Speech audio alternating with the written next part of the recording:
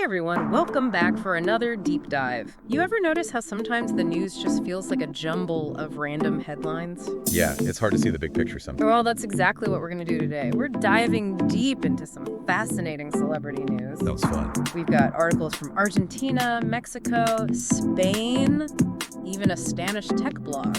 So buckle up, it's going to be wild. I'm intrigued. Where do we even begin with this? Well, let's start with these billionaires, right? Carlos Slim and Elon Musk. Remember those headlines? Yeah, I think it was Slim putting down $1 bet against Musk reaching Mars by 2028. Exactly. Slim seems pretty skeptical about Musk's whole Mars colonization plan. Which, to be fair, is insanely ambitious. I mean, cargo mission by 2028, humans by 2030, bases by 2035, and a self-sustaining city by 2044. It's a lot. It's like, is this guy for real? And then, totally out of left field, we have this lawsuit against Netflix. Issabela Camil is suing them over how she's portrayed in the Luis Miguel series. Oh, wow. Yeah, I remember that. And even Diego Boneta, who played Luis Miguel, he weighed in too. Right. He said he was super surprised by the lawsuit and even hinted at some ulterior motives. Didn't he even suggest that Isabela's husband, Sergio Mayer, who's a pretty prominent politician, might be pulling some strings behind the scenes? He did. It's some serious drama. It really makes you think about all the power dynamics at play here, right? Sure. Like, you've got these huge figures, Musk and Slim, pushing boundaries and facing tons of skepticism. And then you've got Netflix dealing with the consequences of how they portray a real person in their show. It raises an interesting question. Are these billionaires actually shaping the future, or are they just really good at grabbing headlines? That is the question, isn't it? And speaking of shaping culture, our next stop takes us from Mars to the music scene in Mexico. From space to music. Okay, I'm following. So there's this rise of military-themed corridos. Really? Yeah, and it's being led by Eddie Barron, who's not just a musician, he's actually a captain in the Mexican army. That's wild. It's like a whole new genre is emerging right in front of us, but then at the same time, you've got all the controversy surrounding corridos tumbados, you know, the ones popularized by Peso Pluma and Nathaniel Canal. Oh, yeah, those have faced a lot of criticism for, I guess, glorifying violence and drug culture. Exactly. And the government is kind of stuck.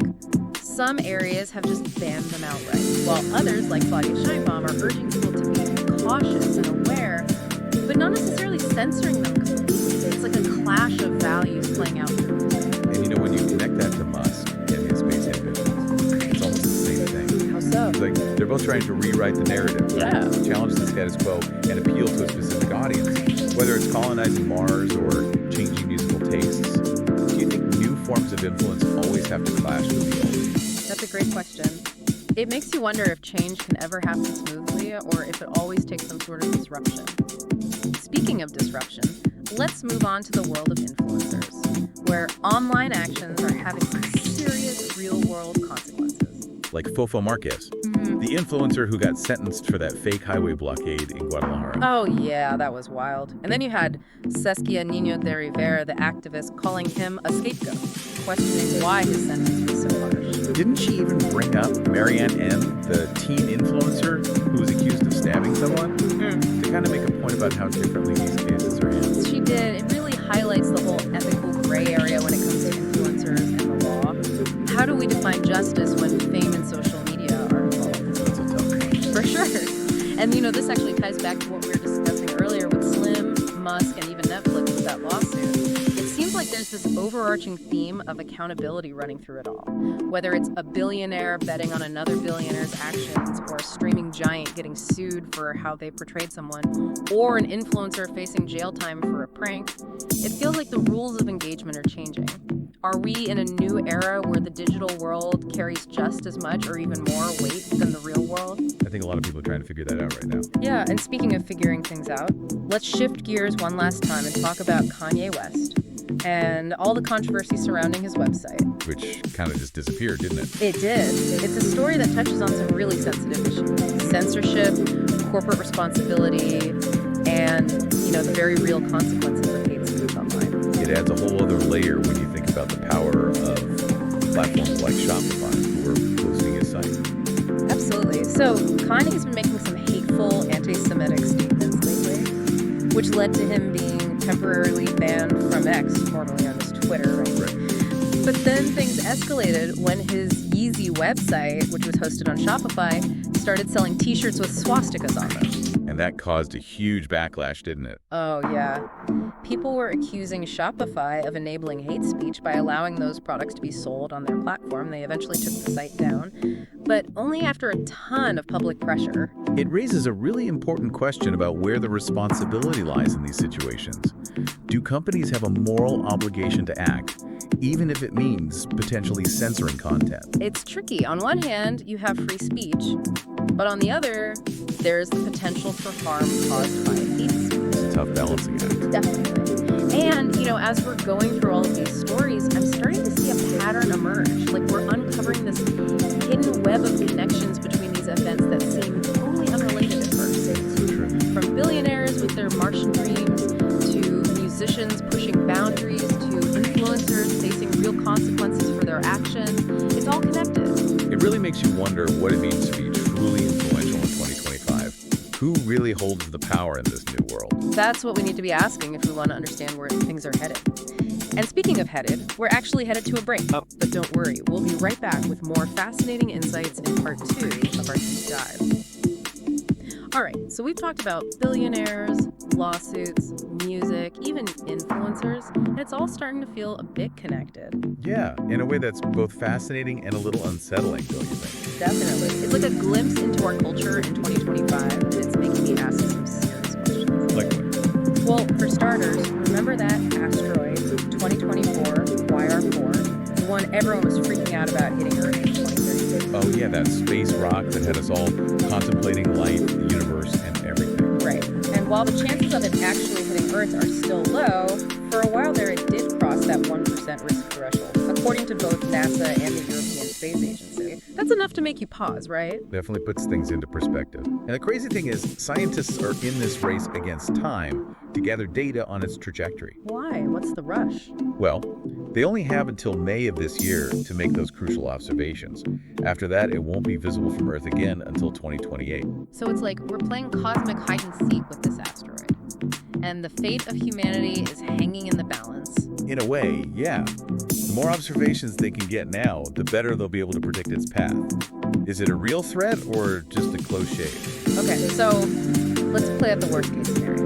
How big is this thing, and what happens if it actually hits us? Well, best estimates put it between 40 and 90 meters in size. So not exactly planet-killing like in the movies, but still pretty big. And most experts think it would probably explode in the atmosphere rather than creating a crater on impact. So no Armageddon scenario, but still not a good day at the beach. Precisely. Even an atmospheric explosion could release a ton of energy, potentially causing some serious damage on a regional scale.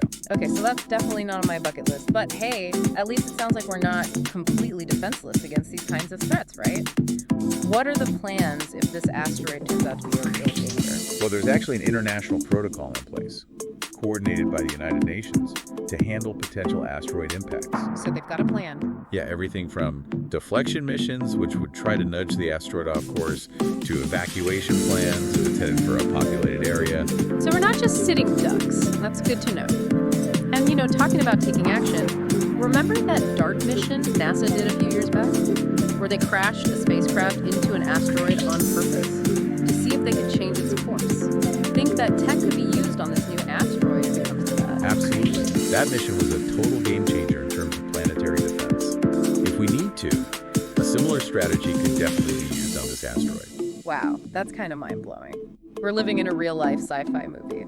But for now, let's shift gears for a sec and talk about a different kind of threat, something a little closer to home. We talked about it earlier with the Kanye West thing, but online hate speech is a huge issue with some pretty serious consequences. Yeah, it's like this dark underbelly of the digital age. And we always seem to be playing catch-up when it comes to finding solutions. It's not just Kanye, is it? The internet can be a breeding ground for all sorts of awful stuff. And it seems like celebrities and influencers are often the ones amplifying those messages, whether they mean to or not. And that brings us right back to that question of responsibility, doesn't it? Yeah. What's the role of platforms like Shopify and Twitter and all of this? How do we protect people from harm without stepping on free speech? It's a really tough balance to strike. And as we're on this topic of online behavior and accountability, I want to go back to the whole influencer dilemma for a minute. Okay. We talked about Foco Marquez and Marianne N., but they're just two examples in a much larger trend. It feels like every other day there's a new story about some influencer in trouble for something they did or said online. Whether it's spreading false info or pulling dangerous stunts for views, the potential for things to go wrong is just huge. It's like the old rules of accountability don't really fit in this new world of social media. Do we need new rules? New ways of looking at things? It's definitely a conversation that needs to happen, and I don't think there's an easy answer.